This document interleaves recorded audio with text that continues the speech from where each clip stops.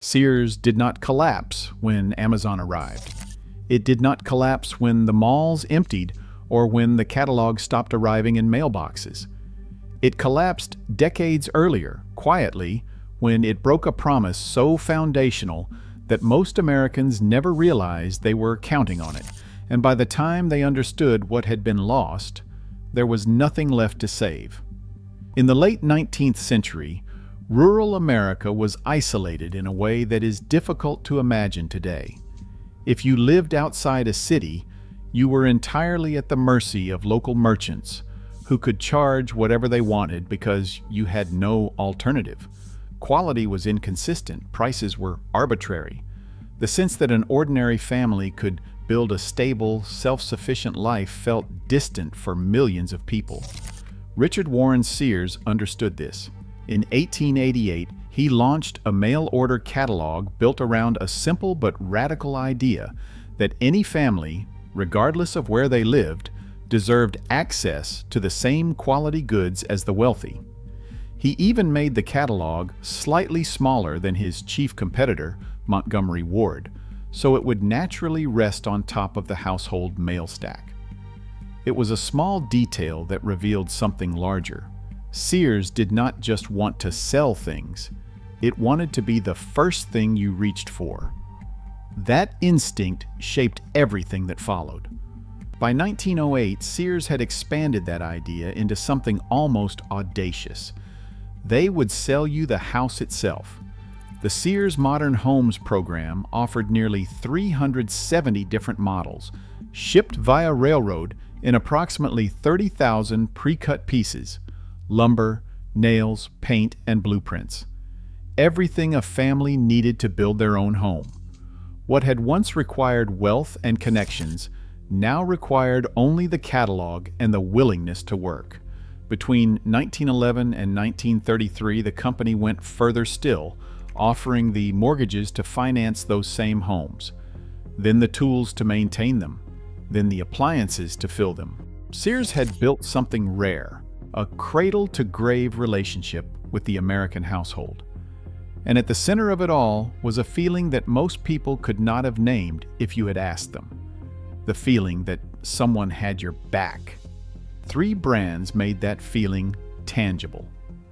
Craftsman, registered in 1927, was more than a tool line. It was a handshake. The unlimited lifetime warranty on hand tools required no receipt, no proof of purchase, and no fine print.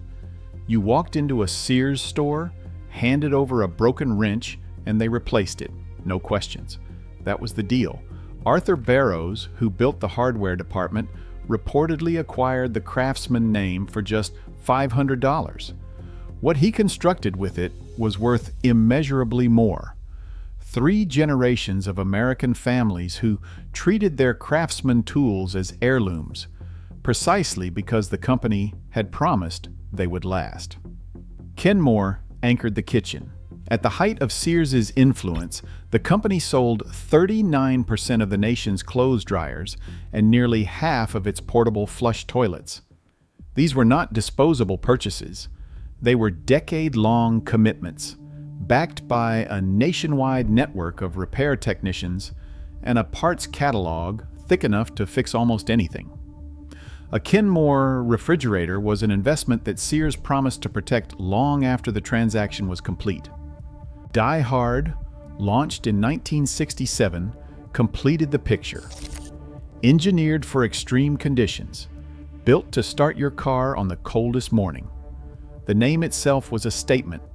It will not quit on you. Together, these 3 brands delivered a single, unified message. Whatever you need to build, maintain, and run your life, we will be there. That was the trust. And for most of the 20th century, Sears kept it. The first cracks appeared not in the stores, but in the balance sheets. By the 1980s, Sears had discovered something dangerous. The credit card division was far more profitable than the retail operation. At its peak, the financial arm served nearly half of all American households and generated up to 90% of the company's operating income.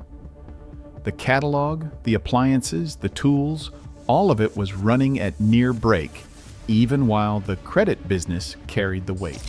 That imbalance quietly changed how Sears thought about its customers. When you make more money from lending than from serving, the person in the store stops being someone you take care of, and they become someone you leverage. In 2003, Sears sold the credit unit to Citigroup for $5 billion. The move was framed as a return to retail focus. In reality, it removed the financial engine that had been subsidizing operations the company had long neglected to reinvest in. The stores were already aging, the service network was already thinning, and without the credit business to absorb the losses, there was no longer anywhere to hide. Then came Eddie Lampert. In 2005, the hedge fund manager engineered a merger between Sears and Kmart that was described as a retail revival. What followed looked far more like an extraction. Lampert sold off valuable real estate and leased it back to generate short-term cash. Advertising budgets were cut. Maintenance was deferred. Competitors like Walmart and Amazon were investing heavily in logistics and technology. Sears was selling the floors out from under itself. The stores began to show it. Lighting failed and was not replaced. Fixtures aged and were not updated. Shelves thinned. What had once felt like the center of the American household now felt like something difficult to name. A space that still looked like Sears, but no longer felt like it. The most direct betrayal came through the three brands that had built the trust to begin with. Craftsman was sold to Stanley Black and Decker in 2017 for $900 million.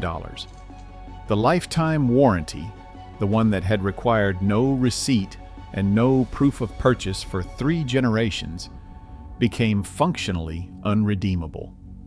Without Sears stores to honor it, the handshake dissolved. By 2025, consumers trying to exchange worn tools were told they needed exact part numbers. Open stock replacements were frequently unavailable. The warranty still existed on paper.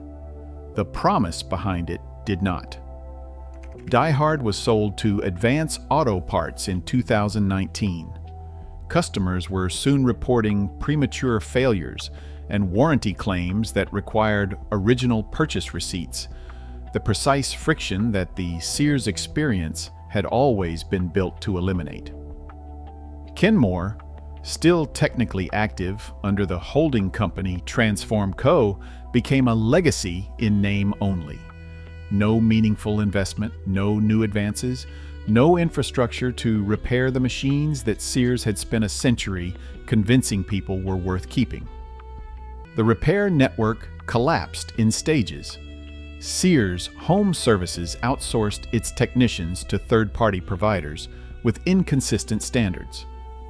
Customers reported 8-hour waiting windows, canceled appointments without notice, diagnostic fees approaching $130, and repair quotes that exceeded the cost of replacing the appliance entirely. Some paid for parts that were never ordered and services that were never performed. The phrase Sears PTSD began appearing in consumer forums, not as exaggeration, but as shorthand for a specific and recognizable pattern of broken promises. Parts Direct, once the definitive catalog for appliance components, shifted to an artificial intelligence-driven model that listed discontinued parts as available, collected payment, and fulfilled nothing. The human expertise that had once guided a family through a repair, the voice on the phone that knew which thermal fuse you needed and had it in stock, was replaced by an automated system that no one could exit. By December 2025, the physical footprint of Sears on the American mainland had contracted to 5 locations. The stores that remained were described by visitors as time capsules, outdated registers, near empty aisles, and a quality of light that felt like somewhere between open and closed, technically operating, functionally finished. Sears stopped making Americans feel prepared because it stopped being prepared to serve them. The catalog that once sat at the top of every household's mail stack is gone. The kit homes still stand in historic neighborhoods, recognized now as architectural artifacts. The vintage craftsman tools are collected by people who understand, without needing to explain it, that what they are holding is something that cannot be manufactured anymore. Not the steel, the trust that stood behind it. What Sears built over a century was not a retail chain. It was a system of reliability, a promise that an ordinary family could build, maintain, and protect the life they were working toward. That promise was not taken by a competitor. It was not disrupted by technology. It was sold off, piece by piece, in the name of short-term returns until there was nothing left. The hunger for that feeling, for an institution that stands behind what it sells, that shows up when something breaks, that honors the handshake, has not gone anywhere. It never does. But the company that once answered it has. And that is a loss that no liquidation will ever fully account for.